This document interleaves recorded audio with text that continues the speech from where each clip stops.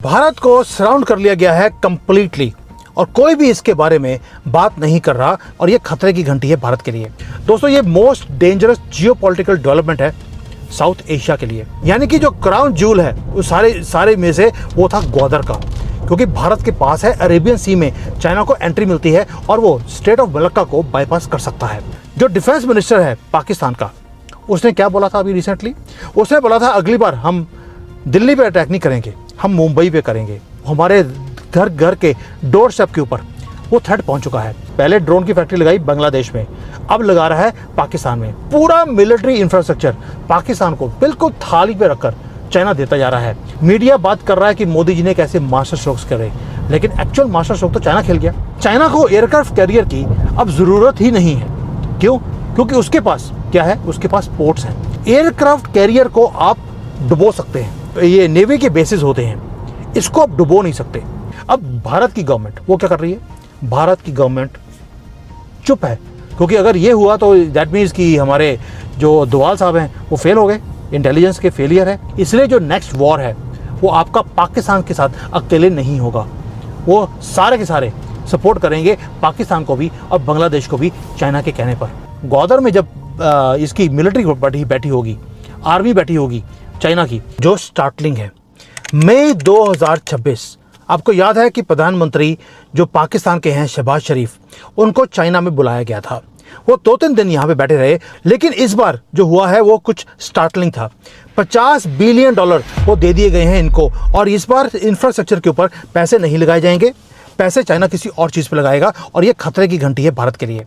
और दूसरा एक और चीज़ है, जब शहबाज शरीफ यहाँ पे था तो उस मीटिंग के अंदर जो आसिम मुनीर है उसको बुलाया गया यहाँ पर शॉर्ट नोटिस के ऊपर कि 1 घंटे का टाइम है, वह यहाँ पहुँच जाओ, और वो सारा कुछ छोड़कर, ईरान में बैठा हुआ था, वो छोड़कर वो यहाँ पहुँच गया।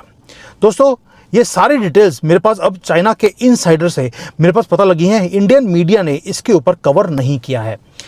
CPEC फेज 2 अनाउंस कर दिया गया, उसके अंदर पैसे कितने दिए हैं? $50 बिलियन, 50 बिलियन। जो पिछली बार CPEC के ऊपर खर्चा किया था चाइना ने, वो था $25 बिलियन का। इस बार डबल कर दिया है ओरिजिनल इन्वेस्टमेंट से। क्या करना क्या इसमें? ये सबसे ज़्यादा दुख की बात है। ग्वादर पोर्ट जो है उसे पूरा ऑपरेशनल करना है, पूरा चाइना के कंट्रोल में रहेगा। चाइना की जो वॉरशिप्स हैं वो वहाँ पर खड़ी होंगी, और ये वहाँ पे इसलिए खड़ी की जा रही हैं क्योंकि ग्वादर जो है वो मुंबई से 500 किलोमीटर दूर है, सिर्फ 500 किलोमीटर। और जो स्ट्रिंग ऑफ पर्ल्स था, जो सपना था चाइना का कि भारत को सराउंड करना है, वो पूरा हो गया। दोस्तों, जो हमारी गवर्नमेंट है वो कंप्लीटली साइलेंट है इस डेवलपमेंट के ऊपर। दोस्तों, ये मोस्ट डेंजरस जियोपॉलिटिकल डेवलपमेंट है साउथ एशिया के लिए, क्योंकि पिछले 50 साल में हमने देखा एक ही चीज़ कि पाकिस्तान भीख मांगता रहा। इस बार भीख नहीं मिल रही, इस बार इन्वेस्टमेंट मिल रही है, वो भी स्ट्रेटेजिक। अब मैं दिखाता हूँ, मैप देखिए।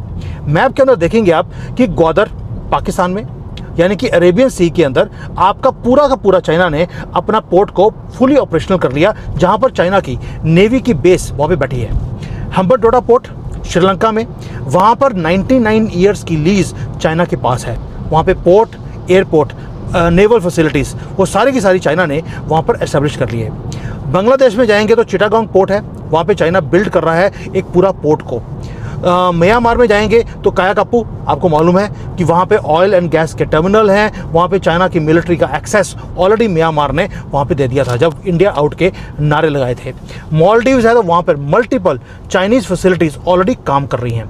एक कर हर कंट्री जो भारत के आसपास है वहाँ पर चाइना एंट्री ले रहा है। और म्यांमार में अभी रिसेंटली उसके प्रेसिडेंट को जब भारत में बुलाया गया तो चाइना ने इमीडिएटली उसको बुला लिया और सर के ऊपर हाथ फेर दिया है। चाइना एक ही काम कर रहा है, वो मिलिट्री इंफ्रास्ट्रक्चर को स्ट्रिंग ऑफ पर्ल्स के अंदर वो एस्टेब्लिश कर रहा है। और ये एक थ्योरी नहीं रही जो पहले था कि ये थ्योरी है, ये कॉन्स्पिरेसी थ्योरी है। नो, ये जो ये नाहिद थिंक टैंक्स की एक रिपोर्ट है, ये रियलिटी बनती जा रही है। और ये सारे पोर्ट्स ऑलरेडी ऑपरेशनल हैं आज जब मैं आपसे बात कर रहा हूं। यानी कि जो क्राउन ज्यूल है उस सारे में से वो था ग्वादर का।